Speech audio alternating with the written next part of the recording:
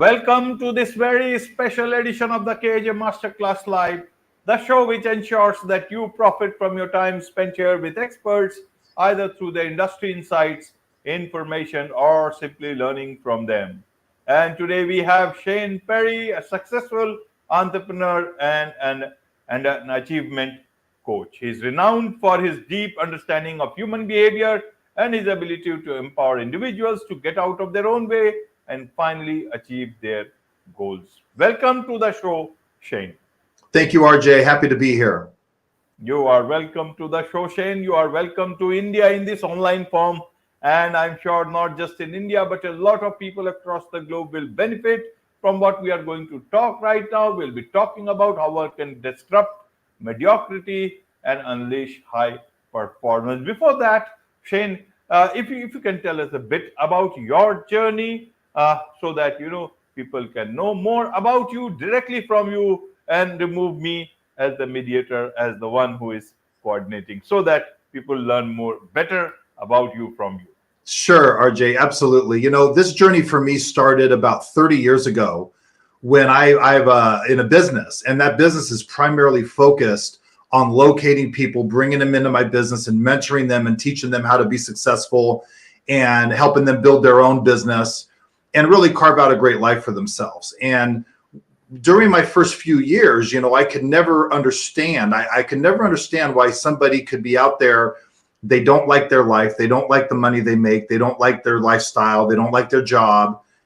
And yet we can bring them into an environment with a mentor like myself, where we're willing to teach them everything we know, provide them with a true opportunity to go out there and change their life. Yet at the end of the day, most of them they won't make the necessary changes to do anything about it. And after about 5 years of this, I really did a deep dive.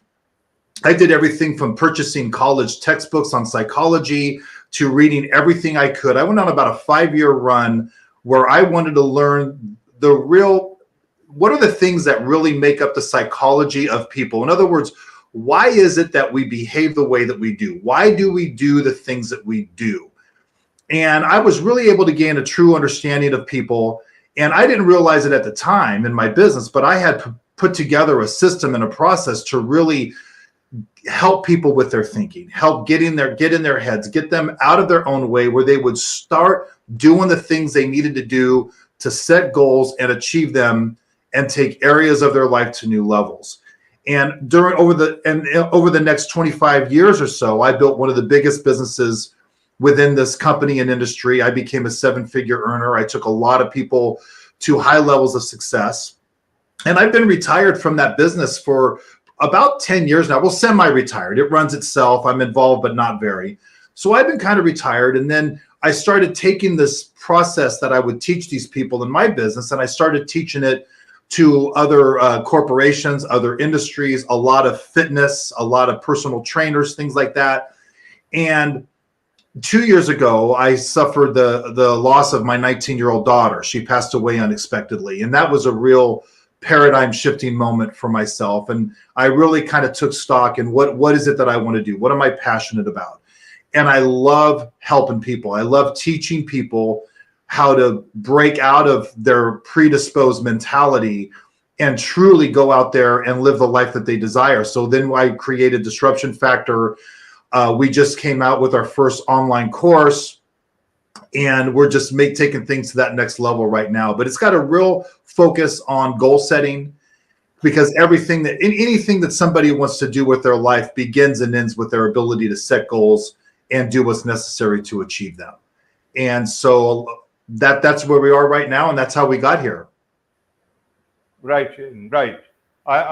I can understand you talked about your daughter, and I can understand how difficult it is for any person, any father especially, about this. So I want to understand then, in terms of, when you talked about the people not wanting to change. Why is it that people do not want to change? Is it because of the way we are? We want to be a bit more comfortable in the things that we have built for ourselves, and only a difficult thing can shake us of whatever stage we are in, and then we look at life differently. What is your understanding of this? Why I ask this is that people who, what you call as comfort zone, many people would look at is something called stability. And they will think this is what we humans keep on working for, to be stable in life so that we can enjoy the life that we have built for ourselves. What would you like to say to this sort of a thought process? Well, it's not about when you talk about the comfort zone, because the comfort zone is really my specialty. All things comfort zone, how it was built, how we got there, how it's the true enemy to all of us if we want to take an area of our life to the next level. And that's really the key, RJ, is, not everybody has an area of their life that they'd like to take to a new level. The most common goal that's set is diet and fitness. People, I want to lose weight, I want to get fit. That's the most common. 92% of people who set goals don't achieve them, only 8%. And it's not because it's difficult to achieve, it's because they can't identify that comfort zone and break out of it. So why did this happen? Well, it's a culmination of a lot of outside and internal pressures. I call it, here in America, I called it the middle class mentality or the mediocre mentality, where most people have been brought up and been trained to believe certain things and think in certain ways. We're taught to settle. We're taught we should be happy where we are. Without being told directly, we're taught to be like everybody else. We're almost chastised and put down if we want to break out of the norm and go do something special with an area of our lives, So we have this pressure to be like everybody else. We're taught to live for today. And when they look around and see how everybody else is living, let's just take the diet and fitness goal, for example. You can look around and the vast majority of people that you see are overweight and out of shape. So you're just like everybody else. And society teaches us to be like everybody else. And so where's the pressure to change? Where's the pressure to do it? And then when someone does decide, I want to start a business because I want to make more money.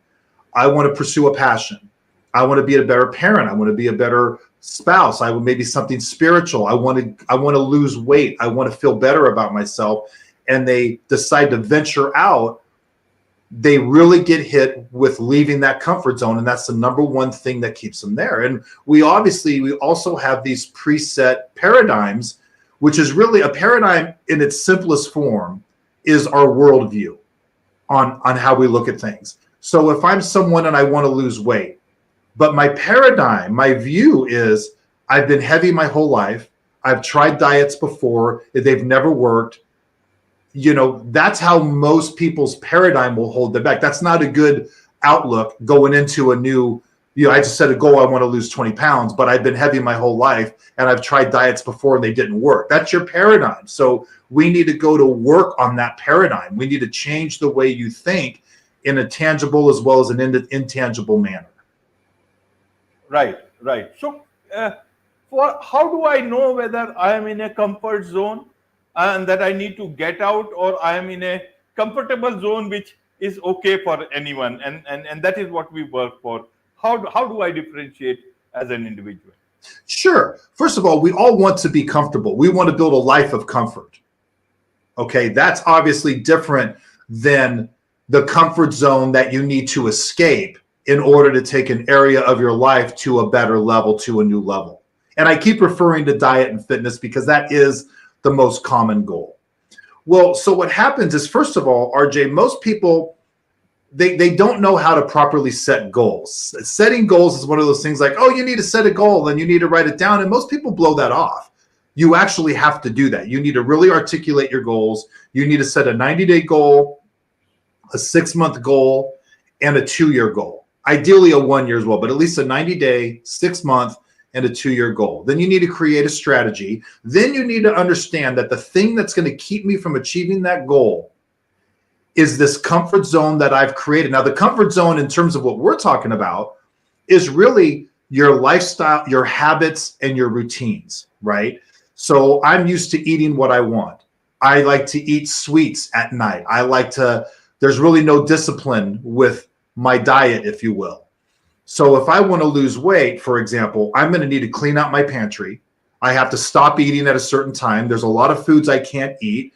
I really need to give up soda. I need to drink more water. And I probably need to throw in an exercise routine.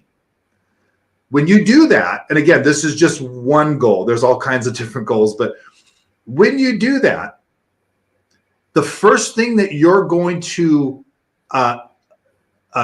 incur is what I call the disruption factor. And that's everything. That's the real meat of everything that I teach people. Is now that you've made these adjustments, you've created your goal, you've set a strategy up, and now you're going to get started. The very first thing that's going to occur to you is disruption to your routine, disruption to your life. You're going to go to bed hungry. You're going to have to fight these cravings. When you embark, RJ, on to achieve any goal in your life, any goal, the very first thing you're going to get hit with is massive disruption. You're going to get hit with disruption, failure, pain, and you're going to be uncomfortable. And you're going to experience that before you even experience an ounce of success. And so as people set their goals and they embark on their program and they're leaving their comfort zone and they're getting hit with this disruption makes them uncomfortable. And without even realizing it, they retreat back to their comfort zone. So yeah, I tried losing weight in the past, but it didn't work. No, it worked. That's like someone saying, I joined the gym, but the gym didn't work. We all know the gym works. You stop. And so what I try to do is get people to recognize your comfort zone. You've built it, and you're going to have to leave it. Now, the goal, RJ, is to eventually create a new comfort zone that includes you doing the things that you should be doing to achieve that area of achievement in your life, right? So ideally, your new comfort zone would be where you've created the habits, and now it's comprised of you doing what you need to do to stay on top of your goal. But when you set that goal and you leave that comfort zone and you experience a disruption, and that disruption is the one thing that most people have never been taught. They haven't been taught this aspect. So expect the disruption, embrace it, look forward to it almost, and understand that at the times that you feel like stopping is when most people would stop, and you need to keep going. So a lot of it is playing mental games with yourself, but really it's just understanding that I'm gonna embark on this goal. My whole life and routine are going to be disrupted, and that's a good thing. I'm going to embrace it because it means I'm growing and I'm moving on and expanding my comfort zone. Absolutely, absolutely. Well explained, Shane. So as a simple individual, how do I get started? Because if I should I keep goals small, or should I keep bigger goals? Because if I keep small goals, then again it will be people say you are not aiming big, and small goals may be purely befitting what my comfort zone is. So how do I get into goal setting? Practical goal setting, big enough goal setting, and then I actually achieve them. What are the few things that one can do to get started? There's no such thing as too big of a goal, because you want to set your goal.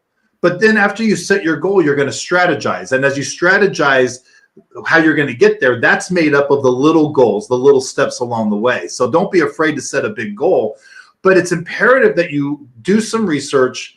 Don't just say, I want to lose weight. That's too broad. It's not, I want to lose 25 pounds. That's my goal. Let's just say, or I'm going to join a business. I'm going to start a business. I want to take my income to $100,000 a year. You've got to articulate exactly what you want. You can't just say, I want to make more money. I want to make $100,000, whatever it may be. You must write that goal down. And then it's not just about writing that goal down. Then you have to do what I call cultivate your goals. You have to cultivate your goals. Now, how you do that is, in its simplest form, you need to surround yourself with images, sayings, anything that's going to remind you of that goal. So let's say I want to make more money. I want to take my income to $100,000 a year. Let's just say that's a goal. Well, what would your lifestyle be like? What would change about your lifestyle if you were making $100,000 a year? Well, most people would say, well, I would live in this kind of a house. I would drive this type of a car. I would take these kinds of vacations. I would wear these kinds of clothes. I would save this much money, something along those lines. Okay, well, then you need to go online. You need to print out pictures of that car, pictures of the homes, pictures of those clothes, write what is your goal to have saved, and you need to surround yourself with that. I believe in making a vision board or a dream board, but you need to put it on your bathroom mirror, put it on your refrigerator, put it in your purse, put it in your wallet, put it in your car, because as you embark on this goal and you leave your comfort zone behind and you experience that disruption, trust me, you're going to want to give up a lot. That's just human nature. You're going to want to because what happens, RJ, is right before we give up, we slip into justification mode.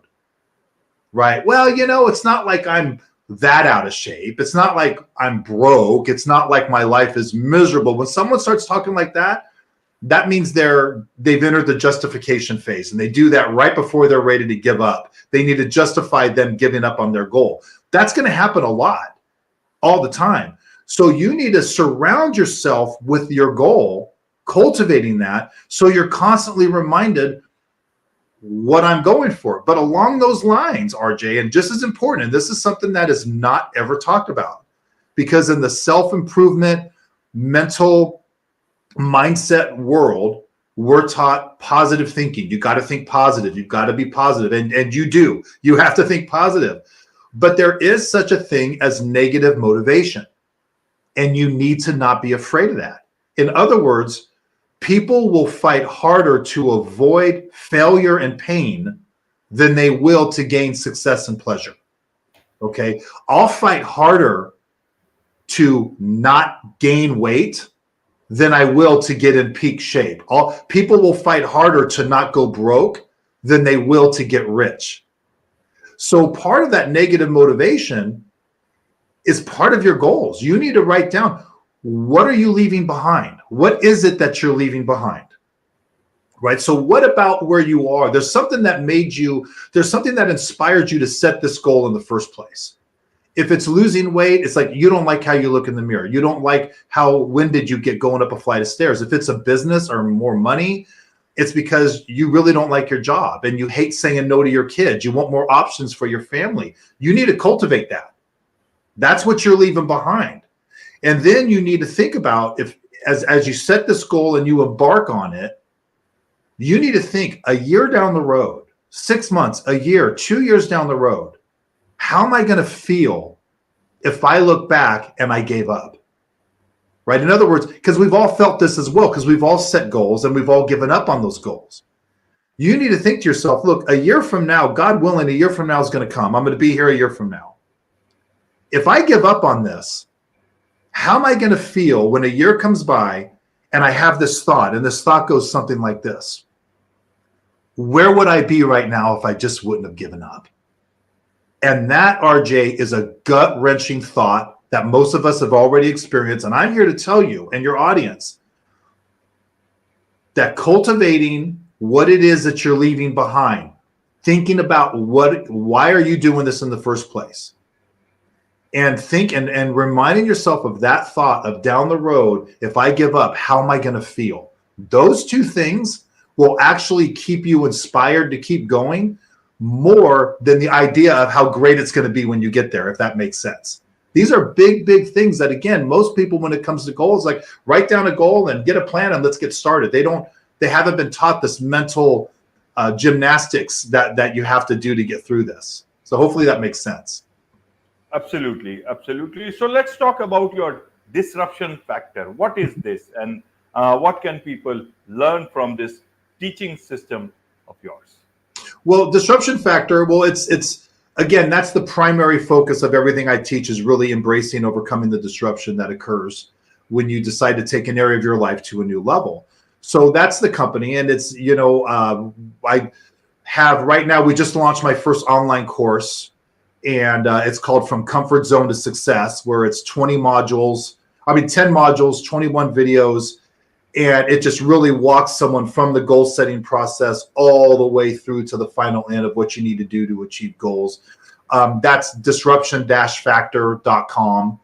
And right now it's a 65% launch discount. So we're just putting it out there right now. And then, you know, I do a lot of one-on-one training. I don't necessarily do one-on-one coaching, if you will, but I do bring on clients to work with over a period of time. And I just came out with my first book, but actually my book is not actually about this. It's something that was inspired by my kids. And then when my daughter passed away, I wanted to finish it. So, but yeah, disruption-factor.com. And I'm on at Real Shane Perry on Instagram and Disruption Factor on Instagram. But it's just a program that we've put together, and we're going to keep working on it and expanding into workbooks and things like that to really take people that are serious about RJ, it's about it's leaving mediocrity and becoming a high performance individual. And when most people think of the term high performance individual, they think superstars, they think athletes. That's not it. It's anybody who can set a goal in any area of their life and implement a strategy and a program, stick with it, and actually achieve that goal. To do that, you're a high performance individual, and most of it is mental, and they need to learn how to do that. Absolutely, absolutely. There is much to learn from you, Shane, and I'm sure a lot of people would like to connect with you and learn from you, engage with you professionally as an achievement coach. So what's the best way for them to do so? They can follow me on Instagram, Real Shane Perry on Instagram, and Disruption Factor, one word, on Instagram. And of course, they can go to my website, disruption-factor.com, and shoot me an email, contact us, hit the contact information, and happy to give some information to them and kind of go from there. Wonderful, wonderful. With this, it's a wrap on this very special edition of the KAJ Masterclass Live. Thank you so much indeed for joining us. Thanks for having me, RJ. I appreciate it.